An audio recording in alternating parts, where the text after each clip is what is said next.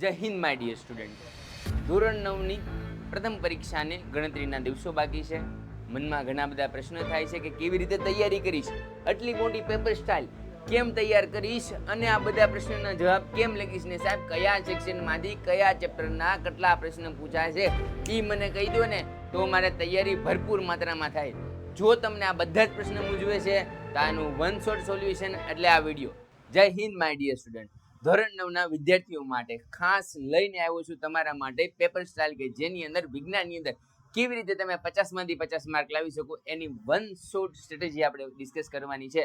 અને section A માંથી કેટલા માર્કનું પૂછાશે, section B, section C, section D, આ બધા જ પ્રશ્નોનું એક સોલ્યુશન એટલે એસપી સરની સાથે બધા જ એકદમ શાંતિથી જોડાયેલા રહો. તમારે બધાએ કમેન્ટ કરવાની છે કે તમારે કયા કયા ચેપ્ટર શીખવા છે. એ બધા ચેપ્ટરના વન શોટ હું લઈને આવીશ, પણ તમારે બધાને કમેન્ટ કરવાની છે કે યસ સર અમે રેડી છીએ 50માંથી 50 માર્ક લાવવા માટે. હવે તો જે થવું એ થઈ જાય, બાકી અબ તો અપૂન ફૂડ કર रहेगा. તો देखते हैं भाई સેક્શન એ માંથી વિભાગ એ માંથી ભાઈ 1 થી 15 પ્રશ્ન પૂછ્યા છે અને મને એવું લાગે છે કે આ લોટરી છે. કેમ સર લોટરી છે?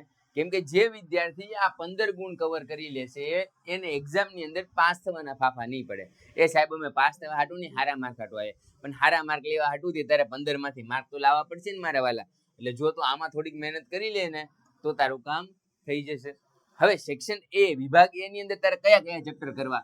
તો બેટા પહેલું, બીજું, પાંચમું, સાતમું, આઠમું, 12મું. ઇન શોર્ટ કહેવાનો મતલબ એ છે બધા ચેપ્ટર કરીને પહેલા સેમેસ્ટરની એક્ઝામના આમાં કદાચ એકાદું ચેપ્ટર વધી ગયું હોય પેશી હોય તો એ કરી નાખ, પણ ઓન એન એવરેજ મને એવું લાગે છે કે આની સિવાય કાંઈ હશે નહીં બાદ. તો એટલા ચેપ્ટર કરી નાખ મારા વાલા, એટલે સેક્શન એ ક્લિયર થઈ જાય. અને સેક્શન એની જો તારે તૈયારી કરવી હોય તો હું તારી માટે વિડીયો લઈને આવીશ, તમારે જે પ્રશ્નનું સોલ્યુશન એ બધું સોલ્વ કરી દઈશ મારા વાલા.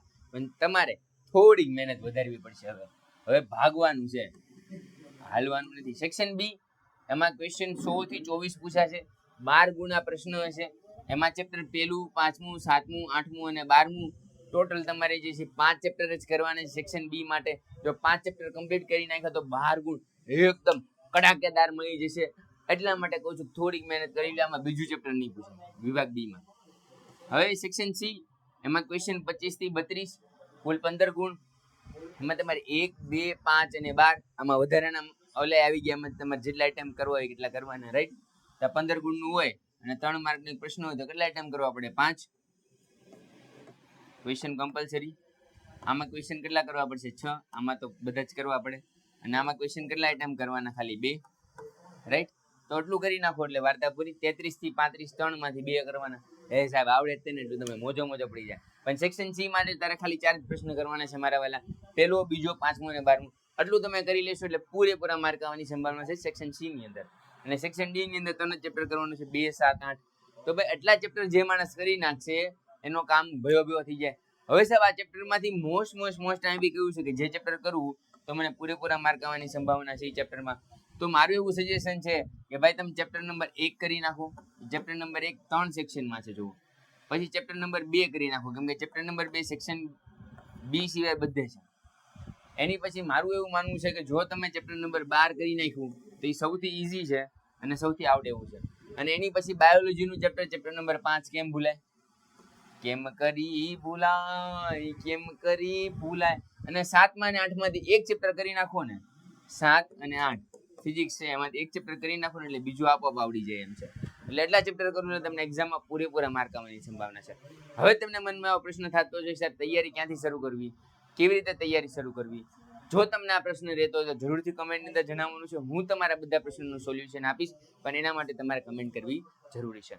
હવે વિદ્યાર્થીઓ માટે ખાસ સૂચના કે જે વિદ્યાર્થીઓ થોડાક નબળા છે, થોડાક વિષયમાં કંઈક ને કંઈક પાછળ છે વિજ્ઞાનની અંદર, તો એવા વિદ્યાર્થીઓએ મારી સલાહ મુજબ ડેઈલીની 3 કલાક વાંચવાનું શરૂ કરી દો. અને 3 કલાકમાંથી ડેઈલી 1 કલાક વિજ્ઞાનને આપો. કેટલી કલાક? 1 કલાક. 1 કલાક વિજ્ઞાનને આપશું હું તમને ગેરંટી મારી દઉં છું કે તમને 35+ માર્ક આવશે 50માંથી, રાઈટ? પણ થોડીક મહેનત કરવી પડશે, થોડીક વધારે શક્તિ સાથે લડવું પડશે. અને લડતમાં હું તમારી હારે છું, પણ આ લડતમાં ક્યારે તમે આગળ વધશો કે જ્યારે તમે લોકો મહેનત વધારી દેશો. અને મહેનત વધારવા માટે હું તમારી હારે છું. તમારે મોટિવેશનની જરૂર પડે, મોટિવેશનનો વિડીયો આપીશ. તમારે જે ક્વેશ્ચન છે એનો આન્સર નથી મળતો હું જવાબ આપીશ. તમારે કોઈ ક્વેશ્ચન જે છે ઈ મૂંઝવણ આવે છે એનો જવાબ આપી, જે ચેપ્ટર નથી આવડતું ઈ કરાવીશ, બધી જ વસ્તુ કરાવીશ, પણ તમારો સાથ જોશે, તમારો સહકાર જોશે. એસપી સર તમારી સાથે છે, હશે અને રહેશે, પણ તમારે વિજ્ઞાનની અંદર આ વખતે મૂંઝાવાનું નથી મારા વાલા, કેમ કે આ વખતે જોરદાર પડકાર કરવાનો છે. અને હજી પડકાર બેચમાં નથી જોઈન થયા તો પડકાર બેચમાં જોઈન થઈ જવાનું છે. હું તમને એવી બી ટિપ્સ અને ટ્રિક્સ આપીશ કે તમારા બધા પ્રશ્નોનું સોલ્યુશન થઈ જશે. તમારા જે પ્રશ્ન એ કમેન્ટ કરજો. મળીએ છીએ નેક્સ્ટ લેક્ચરની અંદર. ત્યાં સુધી જય હિન્દ, જય ભારત, જય વિજ્ઞાન. Painted Painless Learning.